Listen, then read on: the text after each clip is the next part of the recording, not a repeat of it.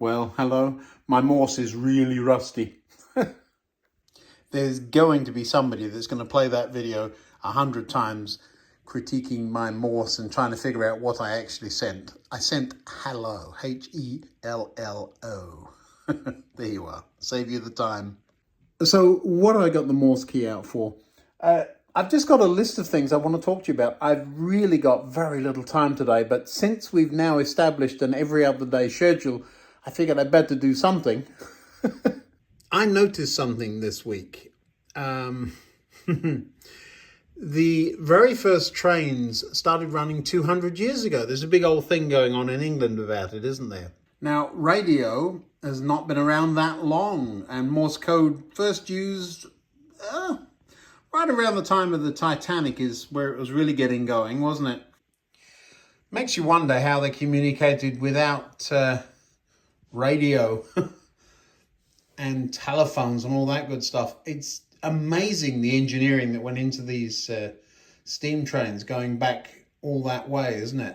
But spark suppression. Inside most locomotives, there is a little round thing. Well, here are some of those little things on a strip. In one of my electronic boxes, I have a whole bunch of these little capacitors. Now, what they do is conduct some of the time. Now, a diode, remember, it only conducts one way, and a capacitor only conducts until it's charged. I have no intention of making this another electronics lesson, but the bigger the capacitor, the longer it will conduct. And so those little itty bitty things, in a nutshell, they only create a short circuit to very high frequencies, which are what the sparks are that come from the commutator of the motor. And the reason you want to do that, or we used to want to do that, is those sparks radiate a radio signal. That's how early transmitters used to work. And so in the old days, your television, you'd have those black and white dots going across your screen when the trains were running. So that's what they were for. So with a modern DCC system, are they still necessary? Opinion is divided. However, you really don't want those sparks radiating and getting back into the track. The track works like a great big antenna. And remember, we've got a digital signal running along there now with DCC. I'm going to tell you a little story about that, which will lead me on to the next thing. Do you see that solder joint right there? Well, it goes to that one over there. And for the longest time, that connection wasn't there. Generally speaking, with DCC, we join all the tracks together and then we break them all up again for block detection.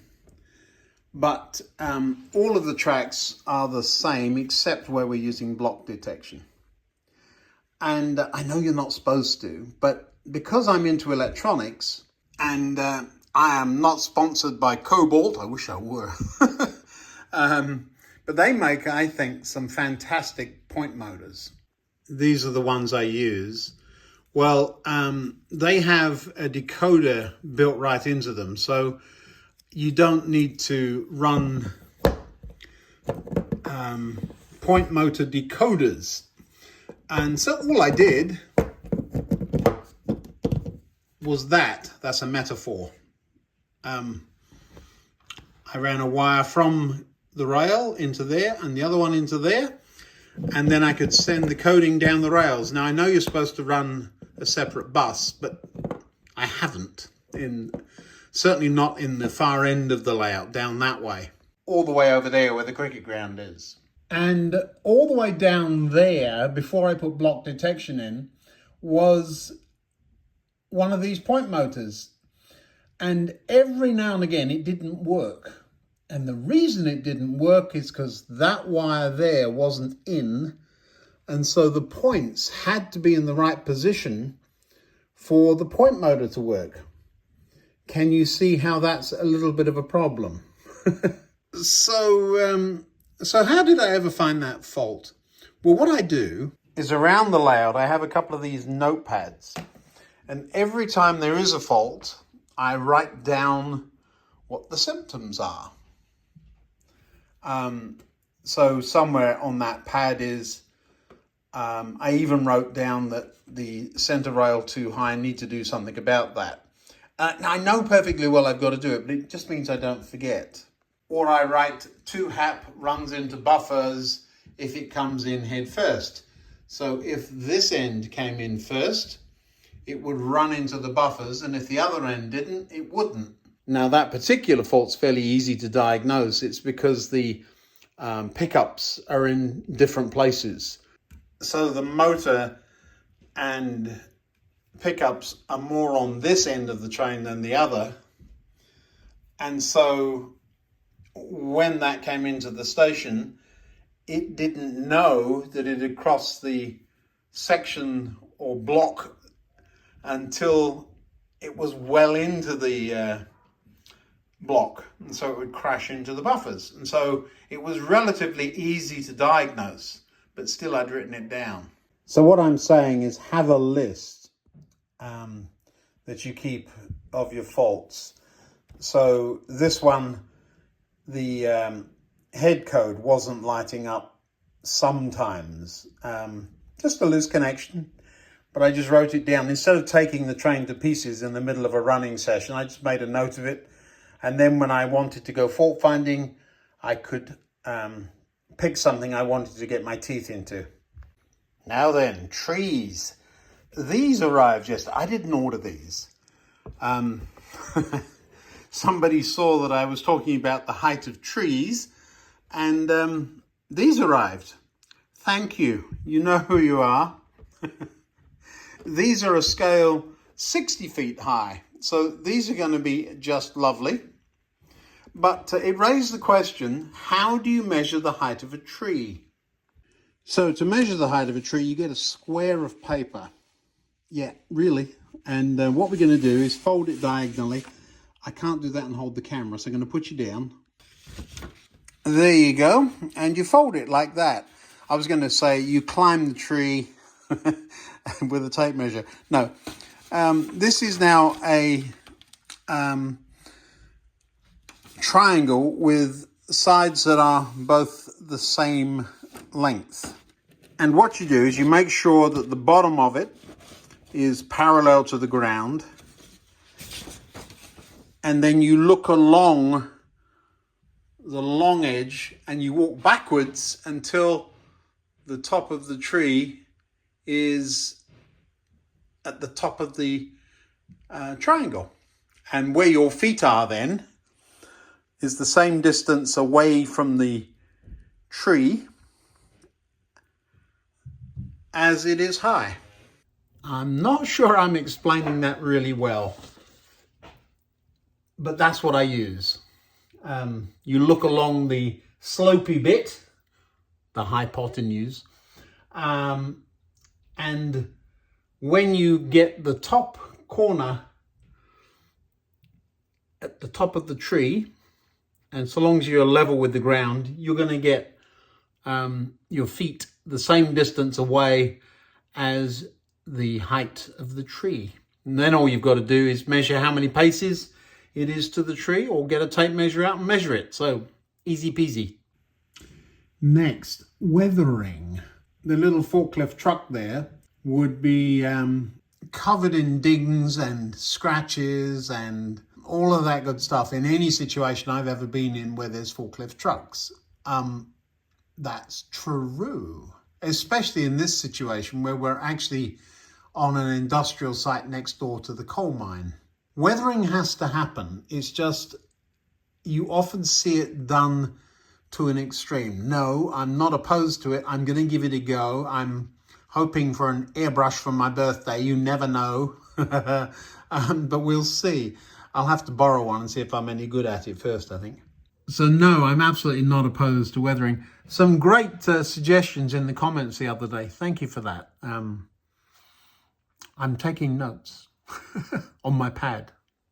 Now, the next thing is a little bit interesting for me. I got asked, what did I think of Hornby's new releases for 2025? They released their virtual catalog a couple of weeks ago, didn't they?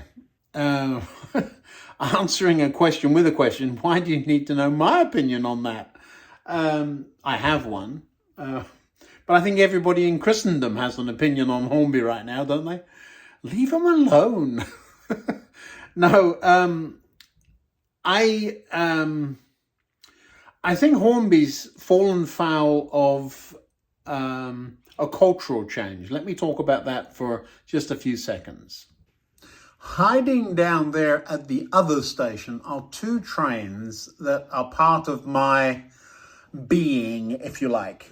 The underground trains, my earliest memories of trains are underground trains. And I went to school daily on the 4-car EMU in the background there. What has that got to do with the changing culture?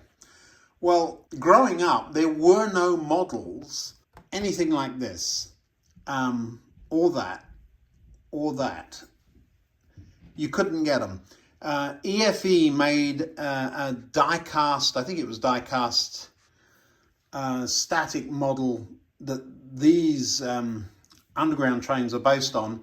And there was a way of motorizing them, but I wasn't clever enough to do it. I was told there was a working underground train at Pico, at Beer Heights in Devon. And so at my earliest opportunity, it would be what? Let me guess, 40-something years ago? 40 years ago anyway. I trekked off down there to look at this thing. I made other excuses, but that's what I went to see. And sure enough, there it was, a 2-car underground train, but it wasn't working. That was one of my biggest adult disappointments. I asked why it wasn't working, and I was told, well, the motors are very difficult to keep running. Well, I thought, that's great, isn't it? And as for the Sardine Special here and the 4-car VEPs that the Hornby company has just reissued, I think, isn't it? Now, I'm not sure if this is a VEP. I don't know what it means even. I'll have to have a look, won't I? I'm sure somebody will tell me in the comments. But a 4-car electrical multiple unit, and I'm sure the other letters mean something. I do know what the HAP means now. But I have a 4-car electrical multiple unit in that livery. Do I need another one? Well, it'd be nice. But I'm just thrilled with what I've got. I'm content. And here's why. I waited patiently for decades for this one, for the underground train. I'm totally happy with it, and it runs beautifully. And as for that one in the background, I'm equally happy with it. I had to save up, even as an adult, and when I had enough money to buy it, it arrived on the layout. These days, and here's where that cultural change that I think Hornby and other companies are fighting, is something called instant gratification. Need it now, need it all, can't wait. If you can't do it, somebody else will. Yeah, and I've just noticed that model's coming unglued there. So that will get written on my notepad. That's something to fix when I have a minute. But yes, instant gratification. I don't think it's a good thing. I think we've lost the art of saving up, waiting patiently. Well, we've lost patience altogether, haven't we?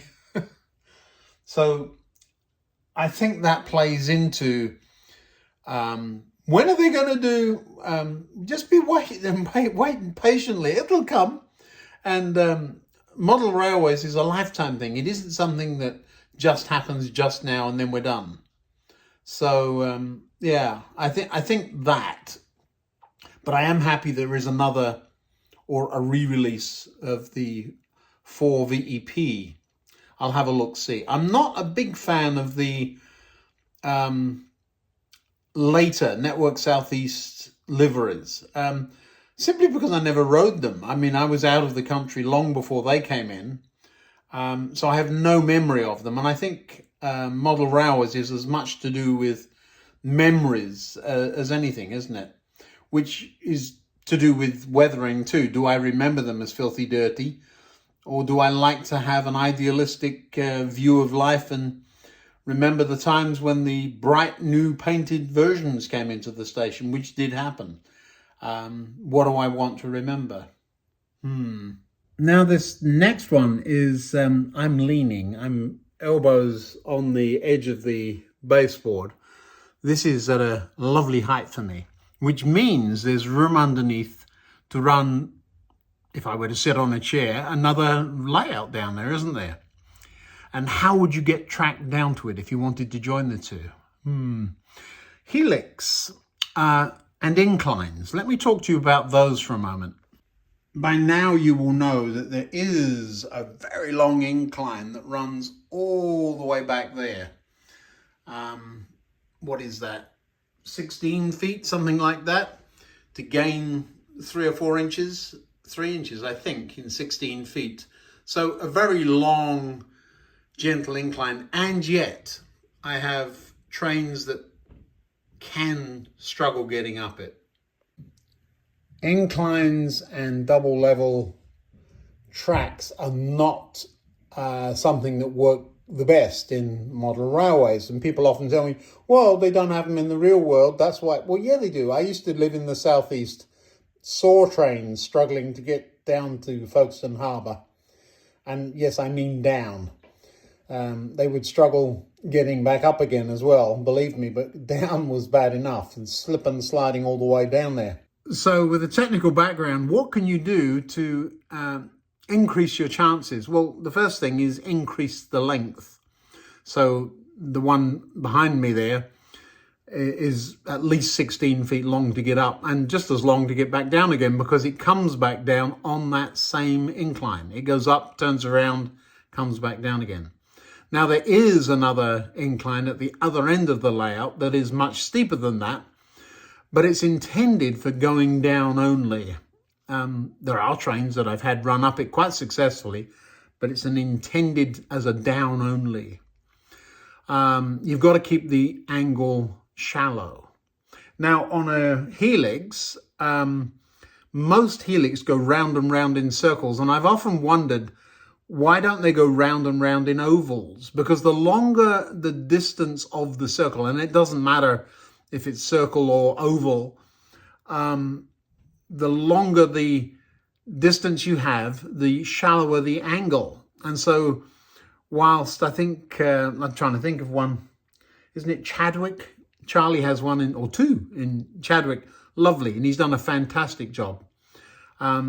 He's using only third and I think fourth radius. So he's made, his solution has been to make the circles wider, or the radius longer.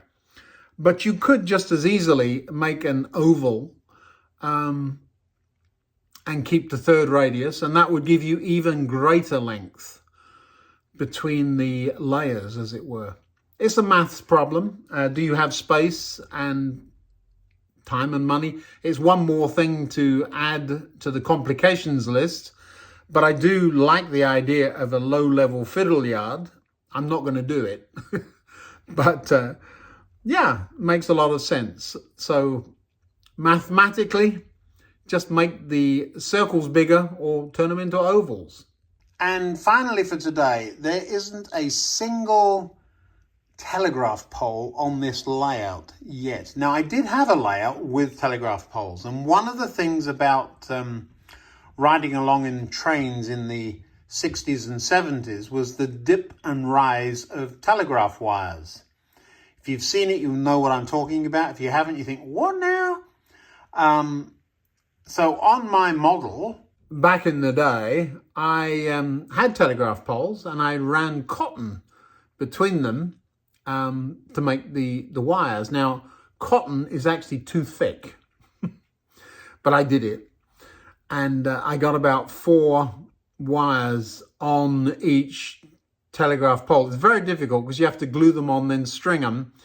and they've got to be exactly the same length, so they got the same dip. I managed it. I got 4 on, and usually there'd be dozens. Each line was up there was an individual pair or individual wire in some cases. The problem was dust. It was an attic layout, and the cotton collected dust, and so it looked like a spider web hanging between the telegraph poles in no time. So very difficult to model, but an integral part of 60s and 70s and earlier layouts or real life railways, which brings us back to that Morse key, doesn't it? I know we've only talked, but we've talked about Morse and sparks, radio being a much later invention than railways, trees and their height and how you calculate that. Briefly on point motors. Yeah, just a few thoughts. There's a lot in there, isn't there? You haven't seen trains running because I still haven't done the brick paper, which is hiding under there. That's got to be next, but I've got to find time. My work hours are immense right now, and so it's going to be a day or two before I get a full day where I can just come down here and play. One last thing. You've seen me with big bags full of little LEDs. Yes, I intend to light the railway, and you only light it if you intend to nighttime it. And that's one of the things I want to do, is to have a sequence of a proper timetable, but you've got to speed up time. At a little branch line station that we have over there, whilst there's a bunch of trains sitting in there right now, at the station I grew up in as a child, our branch line, we would sit and wait for an hour for a train. We'd ride our bikes out to a place called Hever in Kent, and we'd sit on Hever station, so it was a good bike ride out there, and just wait for the next train to come along. I believe they were thumpers. Now somebody's going to tell me I'm wrong on that one, but they may have been. Anyway, something like that. And we'd get in the guard's van and ride the train back with our bikes and then ride home. But we'd wait up to an hour for a train. Now, if I'm running a real timetable, I don't want to be sitting down here for an hour. I want to see a train running every few minutes at very least. So to do that, you're speeding up time. Now, the whole thing with, if you speed up time, do you speed up speed? So you want scale speeds, but you want time to go faster. Yeah, it gets a bit complicated. Well, with some of this modern LED lighting, you can very easily simulate a sunset, sunrise, even nighttime by adding a little bit of blue light and dimming everything down. So maybe we'll get on to that, but we've got a long way to go before that happens. Now then, sometime soon we've got some trees to install, haven't we? And because they're pines or fir trees, they're going to end up in a forest. You see, back there might be a good place for them, mightn't it?